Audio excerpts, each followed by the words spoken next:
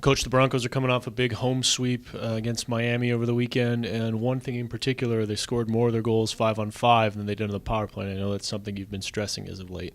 Well, anytime you can win 2 hockey games in a row and get a sweep in the NCHC means you're doing some positive things. I liked our puck pressure. I liked our puck possession game right from the outset on Friday night, and thought we stayed consistent with that. A couple of times where we needed to show some resiliency on Friday night, we were behind, came back, and battled our way back into the hockey game. Same thing on Saturday. We just had real strong work ethic, level of determination, and certainly helped us get the victory. Some great saves when we needed them from Trevor Gorsuch. Outstanding penalty killing on Saturday night when we had to kill 11 penalties, and we still need to adjust to the way the officials are calling the game. But again, we're pleased with the results. One big hallmark for this team so far has been its third period scoring. What can you attribute to that? Well, we think our team takes a lot of pride in our overall conditioning level. Tim Herman, our strength and conditioning coach, does a great job with our guys. They practice with pace, and they go hard every day in practice. So I think that pays dividends that way. Certainly we're playing a team now coming this weekend, University of Minnesota Duluth, which I'm sure we're going to talk about in a minute. I mean, they're a great third-period team, won both hockey games on the weekend against St. Cloud. So, our habit of being real good in the third period is going to be very important to make sure that we play the full 60. Like you said, Minnesota Duluth, they came back and rallied both games, Friday and Saturday. How do you guys as a team get ahead, and then how do you stop them from rallying again? Well, I think the bottom line is whenever you play an opponent, the idea should not be to try and stop them, it's to try and get them to stop you. So that will be our philosophy against Duluth. Obviously, they're a tremendous team. I mean, you win a hockey series and you sweep both games, and your reward is you get to go to Duluth and play the number 1 team in the country. But we have had a real tough road schedule, obviously, playing at Ferris, playing at Bowling Green, playing in Denver against the number 2 team in the country, and now going to Duluth. We've been playing tough games in the road, so it's great experience for us. We felt in Denver we played quite well, but we didn't finish the job there. So real challenge at Duluth.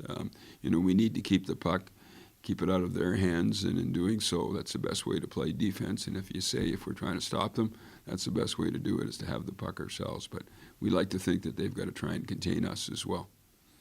Matheson Agapelli, a big key to the Broncos' success so far this season with 9 goals. Talking to him earlier in the week, he said, kind of the biggest things for him were his work in the summer and then the skill sessions in the summer that he did. Can you kind of just talk about what those players do? Because obviously the coaches don't get a whole lot of time to do one-on-one stuff in the summer. Well, we're so happy for Matheson Agapelli. I mean, he's a tremendous young man. He's come here. He's been a solid student for us.